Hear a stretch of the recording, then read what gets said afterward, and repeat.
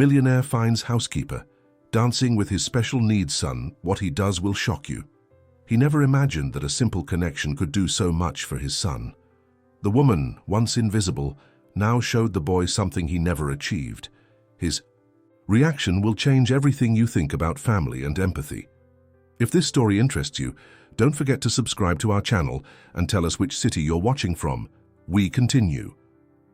I promise this will be the best story you'll ever hear in your life. The echo of keyboard strokes resonated through the empty office. Robert Mitchell adjusted his glasses and checked the graphs on the screen once more. 3 in the morning, and he was still analyzing the quarterly reports of his technology company. Mitchell Tech had become one of the country's largest conglomerates.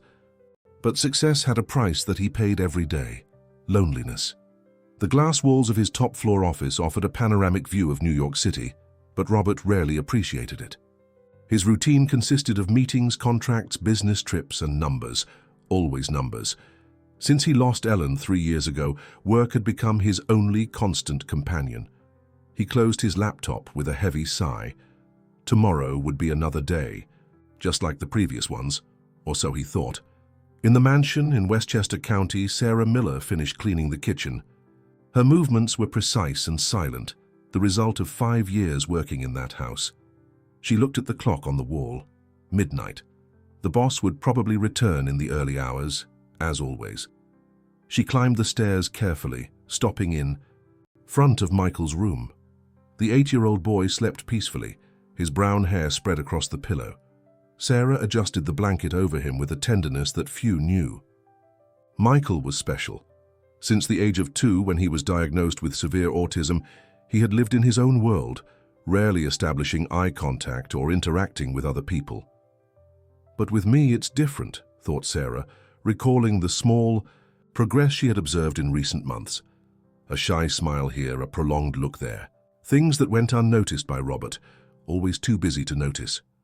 Sarah went down to her small room on the ground floor, where a stack of books awaited on the bedside table. Studies on child development, alternative communication methods, music, therapies. Everything she could find about autism she read voraciously, not out of professional obligation, but out of genuine love for that child who had won her heart. At 42, Sarah carried her own battles. She had abandoned a promising career as a pianist in Vienna to care for her elderly parents in the United States. When they passed away, she was left only with the responsibility of supporting Isabella, her 20-year-old daughter, who dreamed of studying medicine. Resources were scarce, and the job at the Mitchell mansion, although well paid, barely covered expenses for the private college. Robert parked the BMW in the garage at 2 in the morning. The house was silent, as always. He went straight to his room without even looking in the direction of his son's room. This routine had been repeating for months: work, home, sleep, home, work, sleep. The next morning, Robert was surprised by a call. The meeting with Japanese investors had been cancelled due to a technical problem with the partner company's video conference system. For the first time in years, he would have a free afternoon. He decided to work from home, something he rarely did. He settled in the library, enjoying the tranquility to review some contracts. Around 3 in the afternoon, a soft sound caught his attention. Classical music. Frowning, he got up to check. He didn't remember turning on the sound system. The sound was coming from the living room. Robert approached silently, intrigued. Through the half-open door, he saw a scene that left him completely still. Sarah was dancing delicately with Michael in her arms. The boy, who used to remain apathetic and distant, had bright eyes and a genuine smile on his face. His small arms wrapped around the woman's neck with a confidence that Robert had never witnessed. Chopin's music enveloped the two in a bubble of pure harmony. Sarah whispered something softly in Michael's ear, who responded with muffled giggles. It was the first time Robert heard his son laugh like that. For a few minutes he stood there, hidden, observing an intimacy he didn't know existed in his own home. Sarah moved with natural grace, as if dance were her native language. Michael reacted to every movement, every change of rhythm, as if he had finally found someone who spoke his language. When the music ended, Sarah placed Michael on the sofa and sat next to him.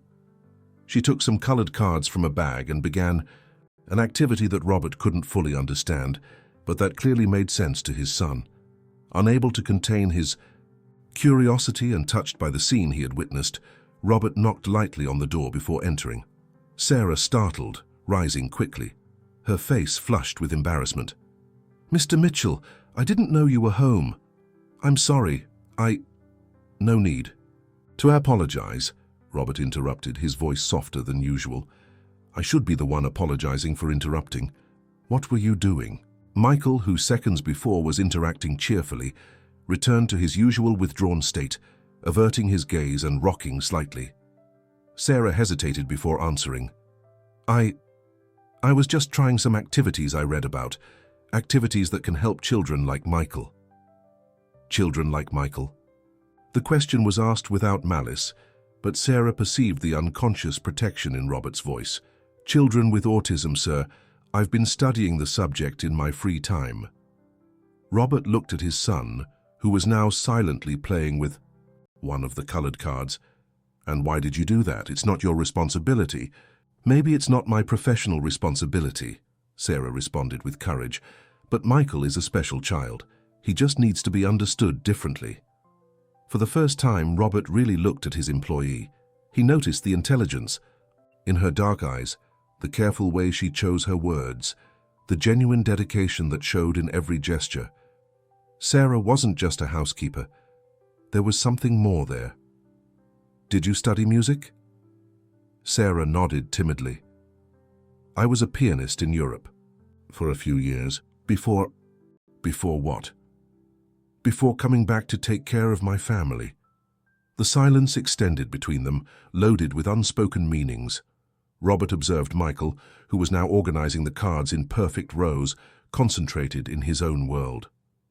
"He never laughed like that with me," admitted Robert almost to himself. Sarah felt her heart tighten hearing the pain in her boss's voice. "He just needs time, sir, and someone who understands his language." "And you understand. I'm learning. Every day." Robert approached the sofa where Michael continued playing. He tried to sit next to his son, but the boy instinctively moved away. "He doesn't like sudden changes," Sarah explained gently. "But if you'd like, I can show you some techniques that have worked." For the first time in 3 years, Robert felt a spark of hope. Perhaps there was a bridge between him and his son, and maybe that bridge was the woman who, all this time, he had seen only as a shadow in his house. "I would like that very much," he said, and for the first time in a long time, his voice carried genuine emotion. Sarah smiled, a smile that completely transformed her face. At that moment, something changed in the atmosphere of the room. A subtle connection was established between the three, a silent promise that this afternoon marked the beginning of something completely new. In the following weeks, the routine of the Mitchell mansion underwent a subtle but significant transformation. Robert began arriving home earlier, always finding a plausible excuse for his schedule changes. Cancelled meetings, postponed commitments, technical problems that required his presence at home. Sarah noticed the changes but didn't comment. She simply continued her work with Michael, now under the watchful and curious eye of the father. Robert discreetly installed himself in the library adjacent to the living room, from where he could observe the sessions without interfering. It was fascinating to see how Sarah could capture Michael's attention. She used music, vibrant colors, gentle movements, and infinite patience. When Michael became frustrated or withdrawn, she never forced the situation. She waited, observed, adapted to his rhythm. "How did you learn all this?" Robert asked on a rainy afternoon when Sarah was preparing Michael's snack in the kitchen. She paused, her hand suspended over the jar of jelly. "When Isabella was little, she also had some learning difficulties. Nothing compared to what Michael lives with, but enough for me to start studying. I discovered that music and movement were universal languages." "Isabella is your daughter?" "Yes, she's 20 now, in her 3rd year of medical school." Robert noticed the pride that shone in Sarah's eyes when she spoke of her daughter. "It must be difficult to support a medical school by yourself." Sarah lowered her gaze, embarrassed. "We manage. Isabella is very intelligent, got some partial scholarships. The rest—" She left the sentence hanging in the air, turning to prepare Michael's sandwich. "And your husband?" "Her father." "There is no husband," Sarah replied simply. "Isabella was the result of a relationship that didn't work out when I was still in Europe. When I discovered the pregnancy, he made it clear he didn't want responsibilities." Robert felt an involuntary pang of admiration. Sarah had raised her daughter alone, abandoned a promising career to care for her parents, and still found energy and love to dedicate to his son. "You must be an extraordinary mother," he said, surprising himself with the sincerity of his own words. Sarah looked at him, searching for irony or condescension in his expression. She found only honesty. "I try just as you try with Michael." "Me?" Robert laughed bitterly. "I'm a failure as a father. 3 years have passed and I still haven't been able to establish a real connection with him." "You were suffering," Sarah said gently. "When we lose someone we love, sometimes we close ourselves off to protect our hearts. That doesn't make you a failure."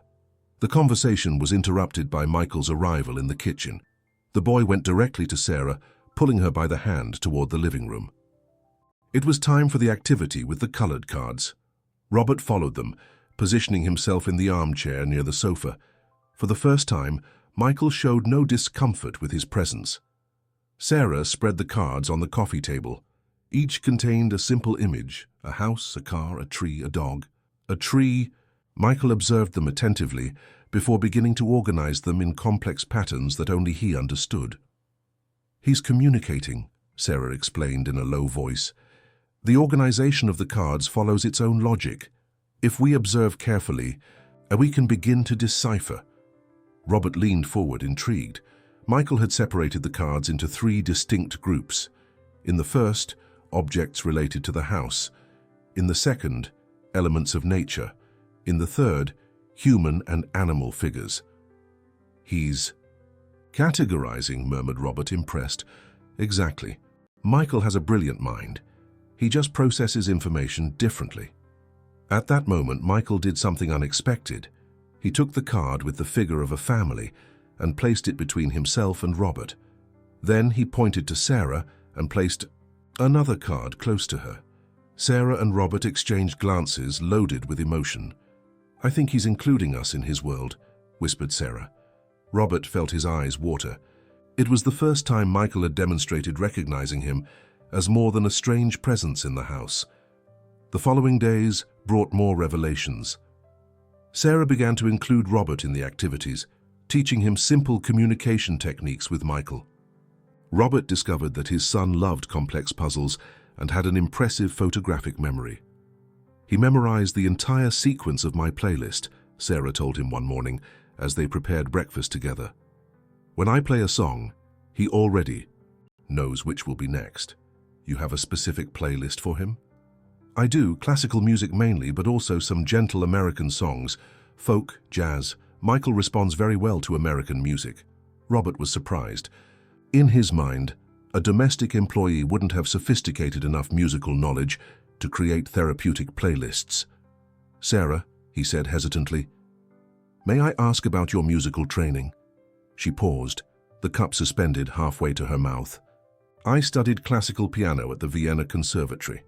I did some concerts, nothing too grand, but enough to survive as a musician for a few years." "Vienna?" Robert couldn't hide his surprise. "How did you end up there?" "I won a scholarship when I was 19. They were the best years of my life," she said, a nostalgic smile crossing her face. "Until I discovered I was pregnant and needed to return home." Sarah's story was beginning to reveal itself in layers, and Robert discovered that he knew very little about the woman who had been taking care of his house for 5 years. "Do you miss it? The music, I mean." "Every day," she admitted. "But I don't regret the choices I made. Isabella is everything to me. And your parents, you mentioned that you came back to take care of them." Sarah's face darkened slightly. "They passed away 2 years ago. First Mum, then Dad. It was a very difficult time. If it weren't for this job," Robert felt a pang of guilt. During all that time of mourning and difficulties, Sarah had kept the house impeccable and cared for Michael with inexhaustible dedication, without him ever asking about her personal life. "I'm sorry," he said sincerely. "I should have realized. You were going through difficulties. It wasn't your responsibility, Mr. Mitchell. Besides, caring for Michael helped me a lot during that period. He gave me a purpose when I needed it most." That afternoon, something definitely changed in the dynamic between them. Robert cancelled an important meeting to stay home and participate in the activity session with Michael. For the first time, he managed to make his son smile just with his presence. Sarah observed the interaction with a warmed heart. Seeing Robert discover his son was like watching a miracle in slow motion. "Sarah," Robert said when Michael went to the bathroom, "I would like to do something for Isabella for the college tuition." "Mr. Mitchell, I can't accept—" "Please let me finish," he interrupted gently. "It's not charity. It's recognition. You're giving my son back to me. That's priceless. Let me help your daughter achieve her dream." Sarah felt her eyes fill with tears. I don't know what to say." "Say yes. Michael needs you happy and fulfilled, and you deserve to see your daughter graduate without financial worry." For the first time in 5 years, Sarah really looked at Robert Mitchell, not as a boss but as a man. She saw in him not just the successful businessman, but someone who was rediscovering his humanity through paternal love. And Robert, for the first time in 3 years, felt his heart warm for something beyond the memory of Ellen. Sarah was no longer an invisible employee. She was an extraordinary woman who had entered his life like a silent angel, transforming his house into a home again. The piano in the music room had remained covered by a white cloth since Ellen's departure. Robert avoided that room, where so many painful memories echoed among the silent keys. But that Saturday morning, something made him stop in front of the half-open door. Sarah was sitting at the piano, her fingers gliding over the keys with a delicacy that made the music spring like water from a natural fountain. Michael was beside her, watching fascinated the movements of her hands, his eyes following each note that danced through the air. Robert recognized the piece immediately. Clair de Lune by Debussy. Ellen used to play this music on nights of insomnia when he arrived late from work. But there was something different in Sarah's interpretation, a unique sensitivity that made each note more expressive, more alive. Michael was completely absorbed by the melody. His repetitive movements, characteristic of when he felt anxious, had completely ceased. The boy swayed gently, in perfect harmony with the rhythm of the music. When the last note dissolved in the air, Michael did something extraordinary. He applauded. 3 slow but intentional little claps. Robert felt his heart race. It was the first time he had seen his son demonstrate approval so clearly. Sarah turned, surprised by the sound of the applause, and found Robert standing at the door. Her face blushed intensely. "Mr. Mitchell, I apologize. I shouldn't have—" "The piano—" "Please, don't stop," Robert said, slowly entering the room. "It's been years since I've heard music in this room." I didn't want to invade such an intimate space, but Michael seemed interested in the piano, and I thought— "You thought well," Robert interrupted, approaching. Ellen also played Debussy. Sarah lowered her gaze, uncomfortable with the mention of the deceased wife. "I'm sorry, I must have brought painful memories." "Actually, no," said Robert, surprised by his own response. For the first time, hearing this music didn't cause some pain. It was comforting. Michael, still sitting by the piano, began to press some random keys. The disconnected sounds seemed to bother him, and he frowned. "May I?" Sarah asked, extending her hands toward the keys. Michael nodded, and Sarah began to play a simple melody, incorporating the notes that Michael had played into a coherent harmony. The boy was fascinated, realizing that his chaotic sounds had been transformed into music. Robert observed the scene with a mixture of admiration and something deeper that he preferred not to name. Sarah wasn't just talented, she possessed an extraordinary intuition to connect with Michael in a way that no one else had. "He has perfect pitch," Sarah said, continuing to play. "Did you notice? He can identify when a note is out of tune." "How?" Do you know? Watch his eyes when I play a wrong note, she said, deliberately pressing a dissonant key. Michael immediately made a face and shook his head negatively. Amazing, murmured Robert. There's so much about my own son that I don't... Oh, he's extraordinary, Mr. Mitchell. He just needs time and understanding. At that moment, Robert made a decision that surprised him. Sarah, I'd like you to have dinner with us tonight. Not as an employee, but as part of the family. Sarah stopped playing abruptly. Mr. Mitchell, I don't think it's appropriate. Please, he insisted, his voice carrying a sincerity that made her hesitate. Michael needs consistency in his life, and I would like to get to know you better. The woman, not just the professional. The invitation echoed in the air, loaded with unspoken possibilities. Sarah looked at Michael, who had returned to pressing the keys, trying to repeat the melody she had played. All right, she finally said. It would be an honor. The night arrived carrying a different tension. Sarah had exchanged the uniform for a simple but elegant dress that highlighted her natural beauty. Robert, accustomed to seeing her always busy with household chores, was genuinely impressed to see her sitting at the dining table as an equal. Michael ate quietly, more relaxed than Robert remembered. Seeing him in months, Sarah's presence seemed to have a calming effect on the boy. Tell me about Vienna, Robert asked, serving wine for both. What was your life like there? Sarah took a deep breath, as if opening a chest of stored memories. It was completely different from anything I had known. I came from a simple family from Ohio. My father was a mechanic, my mother a seamstress. When I won the scholarship, it was as if I had been given the keys to another world. And you adapted? Easily? Not at all, she laughed, a melodious sound that made Robert smile involuntarily. I barely spoke German. In the first months, I communicated more through music than words. But you persisted. I had to persist. It was the opportunity of my life. My parents made so many sacrifices to support me. I couldn't disappoint them. Robert observed the expressions that passed across Sarah's face as she spoke. There was a contained passion in her eyes, a flame that domestic work had obscured but not extinguished. And the concerts? Did you perform professionally? Some, she said modestly. Nothing grand, but enough to sustain me. I loved the feeling of being on stage, of feeling the music flowing through me to the audience.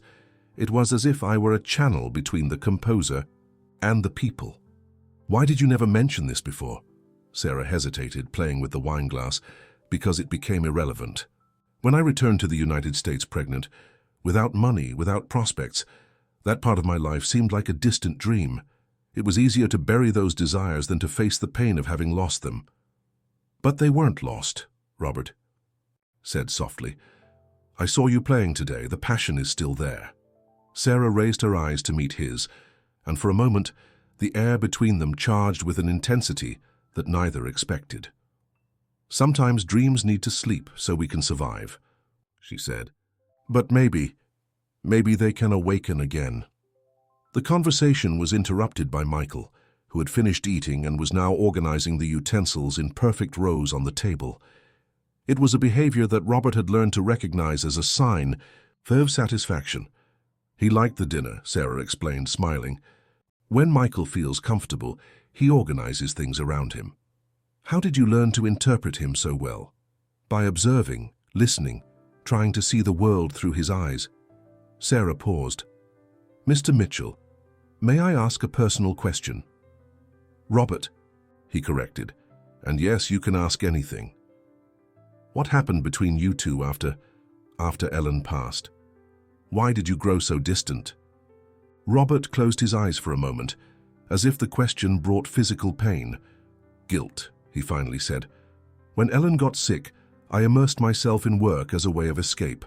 I let her take care of Michael's therapies, the doctors, everything. Alone. When she passed, I didn't know how to approach him.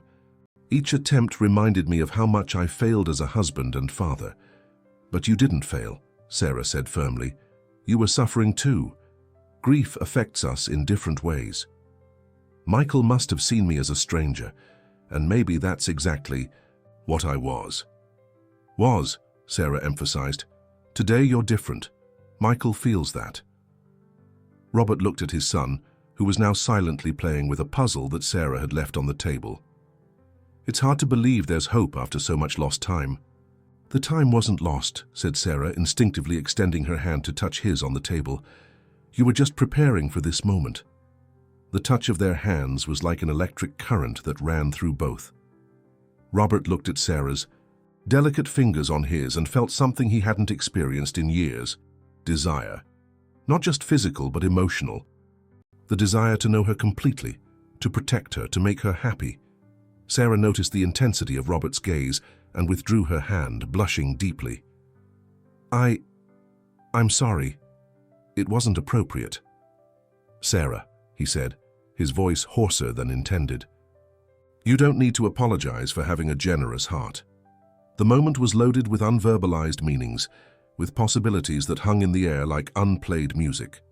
Both knew that something fundamental had changed between them that night, but neither was ready to name what was being born in their hearts. The weeks following the dinner brought a growing intimacy between Robert and Sarah. They began to talk, at greater length, about Michael, about music, about abandoned dreams and rediscoveries. Robert cancelled meetings with increasing frequency, creating opportunities to be present at the improvised therapeutic sessions that Sarah conducted with his son. Michael, in turn, visibly flourished. His episodes of anxiety decreased dramatically, and he began to show affection in ways that surprised Robert daily. A spontaneous hug here, a prolonged look there, small gestures that rebuilt the bridge between father and son. On a Thursday afternoon, while Michael played in the garden, Robert found Sarah in the music room, playing a composition he didn't recognize. Is it yours? He asked, sitting in an armchair near the piano. Sarah stopped playing, her cheeks blushing slightly. Yes, I composed it in Vienna a long time ago. It's beautiful. What's it called? It doesn't have a name. I never knew how to baptize it. Robert closed his eyes, letting himself be lulled by the melody when she started playing again. There was something deeply emotional in that music, as if each note carried fragments of Sarah's soul. Play it again, he asked when she finished. Sarah did so, and this time Robert paid attention not just to the music, but to the woman who had created it. He observed the concentration on her face, the passion that showed in every movement, the way her entire body surrendered to the music. Sarah, he said when the last note dissipated, you cannot bury this talent forever. It's not a matter of choice, Robert. It's a matter of survival. It was the first time she had called him by his name, and the sound of her voice pronouncing these syllables made something move inside him. What if it wasn't? He asked, rising and approaching the piano. What if you could return to playing professionally? Robert, please don't give me hopes that I can't sustain. Why not? You have more talent than many pianists I know. And now that Isabella no longer needs to worry about college tuition? It's different, Sarah interrupted, closing the piano lid. So many years have passed. The world of classical music is competitive, cruel to those who stay away for too long. Then start slowly. Some private concerts, small recitals. Sarah looked at him with a mixture of gratitude and frustration. Why is this important to you? Robert hesitated, looking for the right words. Because I see music as an essential part of who you are, and because, he paused, because you deserve to be happy, completely happy. The intensity in his voice made Sarah rise abruptly from the piano bench. Robert, don't say things you shouldn't say. Why shouldn't I? It's the truth. Because you're my boss, because there's a class difference between us that can't be ignored, because you're afraid, he completed, taking a step toward her. No, she said, but her voice trembled. Betraying her. Yes, you are, just as I am, of what's happening between us. Sarah backed up until she touched the wall, her heart racing. Nothing is happening between us. No? Robert moved closer, stopping a few inches from her. Then why do you tremble when I approach? Why does your face blush when our eyes meet? Why do I spend the entire day waiting for the moment to return, home just to see you? Robert, I know you feel it too, Sarah. I see it in your eyes, in the way you smile when you think I'm not watching. Tears began to stream down Sarah's face. Even if I felt something, it wouldn't change our reality. I'm your employee. You've been a widower for only 3 years. This can't work." Robert raised his hand, gently drying her tears with his thumb. "What if I said I don't care about social conventions? That 3 years of mourning were enough to understand that life is too precious to waste, that you and Michael have given me back the will to live? What if you get tired of me? What if you discover I'm not enough for someone like you?" "Impossible," he said, his voice loaded with conviction.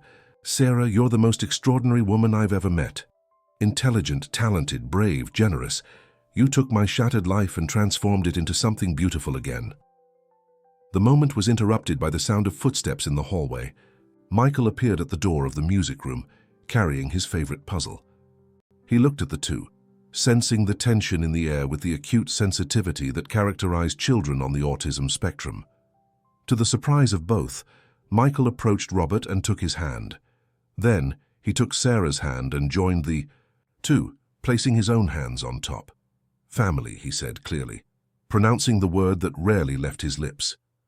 Robert and Sarah looked at each other, shocked. It was the first time Michael had verbalized such a complex emotional concept. "Yes, Michael," said Robert, his voice breaking. "Family." That night, after Michael fell asleep, Robert found Sarah in the garden. She was sitting on the bench under the oak tree, looking at the stars. "May I?" he asked, pointing to the space beside her. She nodded, and they remained in silence for a few minutes, absorbing the magnitude of what had happened. "Michael is right," Robert finally said. "We are a family. Maybe not in the conventional way, but we are." "Robert, I need you to understand," Sarah began, "that if we decide to follow this path, there's no turning back. I'm not the type of woman who plays with feelings." "Neither am I," he replied, turning to face her. "Sarah, I love you. I love your strength, your dedication, your talent, your compassion. I love the way you've transformed my house into a home again. I love how you see beauty where others see only difficulties." Sarah closed her eyes, letting the words penetrate her heart. "I love you too," she whispered. "I love your vulnerability, your determination to be a better father, the way you've embraced the changes in your life. I love the man you've become." Robert leaned in and gently touched Sarah's lips with his. It was a delicate kiss loaded with promises and shared dreams. When they separated, both were crying. "Then let's try," he said, wiping away her tears. "Let's build our story together." 6 months later, the music room of the Mitchell mansion once again became the stage for regular performances. Sarah had gradually resumed her musical career, starting with private recitals that Robert organized for friends and business colleagues. The success was immediate and overwhelming. Michael, now 8.5, had made extraordinary progress. He spoke more, interacted with other children in a specialized school that Robert had carefully chosen, and had developed a passion for increasingly complex puzzles. Isabella graduated from medical school with honors, and Robert offered her a fellowship for specialization in pediatric neurology, focusing on autism spectrum disorders. She gratefully accepted, promising to return to establish a specialized clinic. On a Sunday morning, while Sarah prepared breakfast and Michael organized his toys in the living room, Robert made a decision that had been maturing for weeks. "Sarah," he said, entering the kitchen, "I need to talk to you." She turned, noticing something different in his expression. "Did something happen?" "Yes," he said, kneeling before her. "It happened that I can no longer imagine my life without you. It happened that you're not just my companion but my soulmate. It happened that Michael needs a mother, and I need a wife." Robert took a small velvet box from his pocket. "Sarah Miller, will you marry me?" Sarah covered her mouth with her hands, tears flowing freely. "Robert." "Say yes," came a voice from the kitchen door. Both turned to see Michael standing there, smiling in his special way. "Say yes, Mommy Sarah." The word Mommy was like a symphony to Sarah's ears. She looked at Robert, then at Michael, and felt her heart overflow with love. "Yes," she said, laughing and crying at the same time. "Yes, I accept." Robert slid the ring on her finger and kissed her, while Michael clapped rhythmically, his unique way of showing joy. 2 years later, Robert, Sarah, and Michael Mitchell formed a family that defied all social conventions, but worked perfectly in their own unique harmony. Sarah had returned to the international music scene, but never forgot her responsibilities to Michael, who continued to progress under her specialized care. The love story between a businessman, hardened by grief, and a pianist who had sacrificed her dreams for her family had become legend among their acquaintances, not because of the social difference they overcame, but because of the mutual transformation they managed to achieve. Robert had learned that true success wasn't measured in numbers or graphs, but in the capacity to love and be loved. Sarah discovered that it's never too late to resume dreams, especially when you have people beside you who believe in your potential. And Michael, the boy who once seemed lost in his own world, had become the bridge that united two lonely hearts, proving that true love knows no barriers and that family is formed not just by blood ties but by choices of the heart. In the music room of the Mitchell mansion, where it all began, there echoed every night the melody that Sarah had composed in Vienna.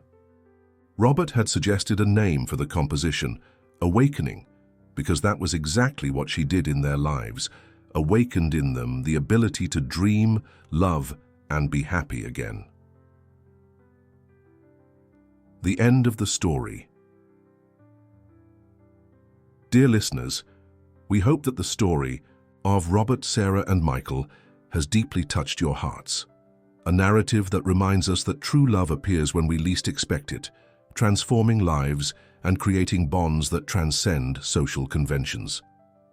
To continue on this emotional journey, we've prepared a special playlist with equally captivating stories. Find it here by clicking to your left. If you liked this story, don't forget to subscribe to our channel and like the video. Every day we bring unique narratives that explore the complexity of life and love. Don't miss our upcoming content. We await you in the comments, sharing your impressions of